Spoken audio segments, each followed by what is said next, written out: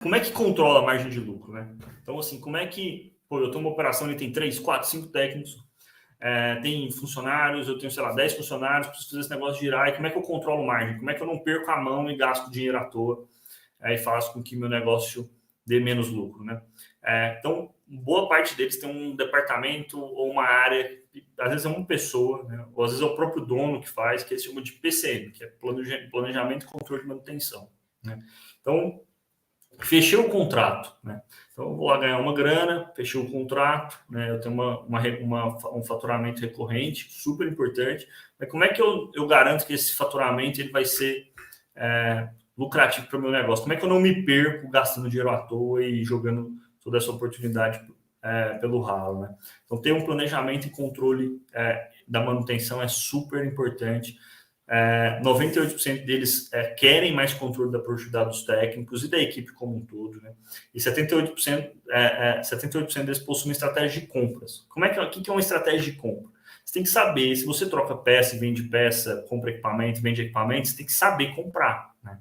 Não é que chegar lá na loja, ligar e falar, quero comprar fita, quero comprar qualquer tipo de insumo que eu preciso para executar meu serviço, né?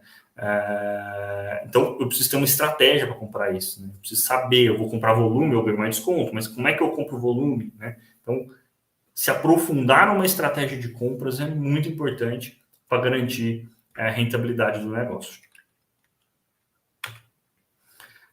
E as principais métricas, né? O que esse pessoal mede da equipe deles? O que eles medem que faz com que eles garantam rentabilidade? Tempo de execução de manutenção. Então, se eu tenho lá um equipamento que eu preciso da manutenção e aquilo que a gente falou, né? Meu técnico trabalha 8 horas por dia, né? Tem um tempo limitado.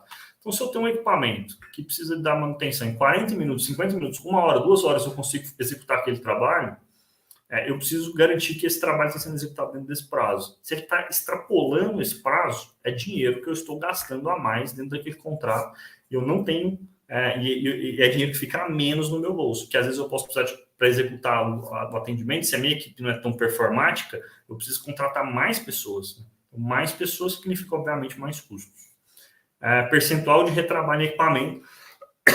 Esse aqui, talvez, se você puder sair daqui com 2 ideias, contrato recorrente e retrabalho em equipamento. Nada mata mais a sua margem de lucro do que retrabalho em equipamento. Sabe por quê? Porque se vai um técnico lá de manhã, trabalha no equipamento, o cliente te liga de tarde e fala, olha, o equipamento continua dando problema. Então, você teve custo de deslocamento do técnico, alimentação, tempo, salário, né? Custo de oportunidade. E aí você perdeu isso, jogou no lixo, vai ter que mandar um outro técnico lá. E aí, o que isso mostra para o seu cliente? Mostra para o seu cliente que às vezes você não está dando conta de executar o trabalho. Provavelmente, se você faz isso com certa frequência, ou seja, se você tem retrabalho com certa frequência, o que seu cliente vai fazer? Ele vai procurar outro fornecedor quando o contrato estiver encerrando, né? Então, isso é o maior problema das empresas. O maior problema das empresas. Então, e é engraçado, nesses dias eu conversei, eu fiz um podcast uma vez com o pessoal desse segmento, né? E eu lembro que o Berlando lá falou o seguinte, ele falou, Gabriel, a pior coisa que pode acontecer é você ter um contrato de manutenção recorrente, o cliente você chegar lá e ter outro profissional trabalhando no equipamento. Por quê? Porque o cliente já descobriu que você não consegue executar. Você já perdeu o contrato.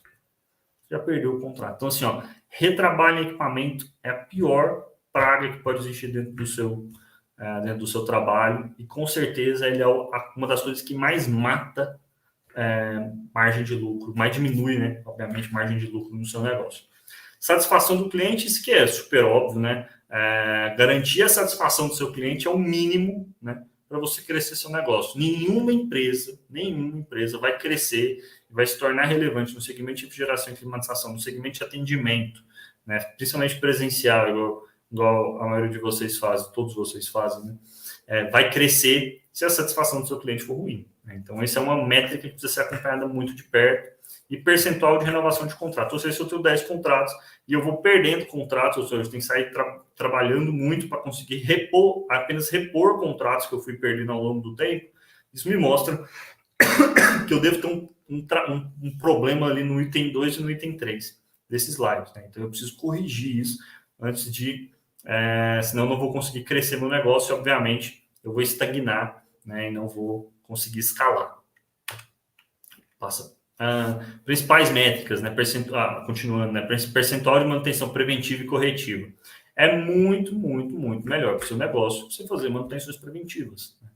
É muito melhor para o seu cliente, que ele veja em você, ou seja, se eu faço manutenções preventivas da maneira correta, né? Eu faço manutenções preventivas da maneira com que foi estabelecido no contrato, dificilmente esse equipamento vai dar problema e eu vou ter que gastar uma corretiva. Ou seja, o equipamento funciona por mais tempo, a satisfação do meu cliente funciona por mais tempo. O equipamento não vai dar tanto problema assim, a ponto de parar de funcionar. Né? Então, se eu faço todas as manutenções preventivas de maneira correta. Né?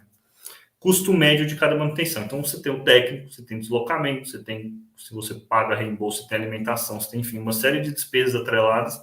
Você tem que dividir todas essas despesas pela quantidade de manutenções que você fez, né? Então, você consegue descobrir o custo médio de manutenção e aí você consegue ver se a sua margem está boa ou ruim, né? Ou se você, no próximo contrato, que você for renovar o contrato, qual é o nível de reajuste que você vai ter que imprimir nesse contrato aí com seus clientes. O LTV, que é uma métrica que a gente fala muito aqui em empresas de tecnologia, que é o Lifetime Value, né? Que é o tempo, traduzindo, né? Basicamente, em português bem claro, é o tempo que seu cliente permanece com você, ou seja, do dia que ele assinou o contrato, ele ficou com você lá 12 meses, depois fez mais uma renovação, ficou mais 12 meses, depois fez outra renovação. Então, esse cliente ele vai ficando muito tempo com você. Quanto mais renovações ele fizer, mais barato foi o custo de aquisição desse cliente. Ou seja, se lá no começo eu gastei 3 meses, ou seja, 3 meses de tempo, esforço, dinheiro para conseguir esse cliente, e ele ficou comigo, sei lá, 60 meses, então esse dinheiro vai ser diluído por 60 e eu consigo ver ali quanto que eu gastei em cada mês e eu consigo ver que a minha margem ali às vezes pode ser muito alta. E eu, por fim, né, super importante, percentual de inadimplência, né? Contratos tem inadimplência. Inadimplência é uma coisa que toda empresa no Brasil vive e revive, e aí você precisa controlar essa inadimplência para não sair, obviamente, não sair do controle, né? E você ter dificuldade de manter sua operação rodando.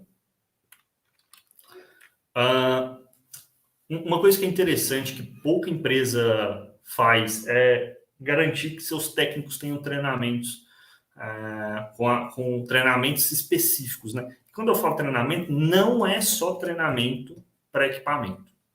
Não é só ensinar ele a instalar o equipamento, não é só garantir que ele sabe manusear aquele equipamento específico. Não é só isso. O seu técnico sabe tratar com o cliente? Se você faz 200 visitas no mês, a sua empresa, né, faz 200 atendimentos no mês, dificilmente você vai nos 200. Provavelmente você não vai em nenhum, talvez, né? Ou vai em alguns, né? Então, quem vai lá e senta na mesa, senta no dia a dia com o seu cliente é seu técnico. Ele sabe atender seu cliente? Ele sabe tratar com seu cliente? Ele sabe explicar para o seu cliente os procedimentos que ele vai ter que fazer? Então, treinamento é super importante. Vou dar um exemplo prático. Tem empresa que investe em treinamento de vendas para os técnicos. Pô, super difícil.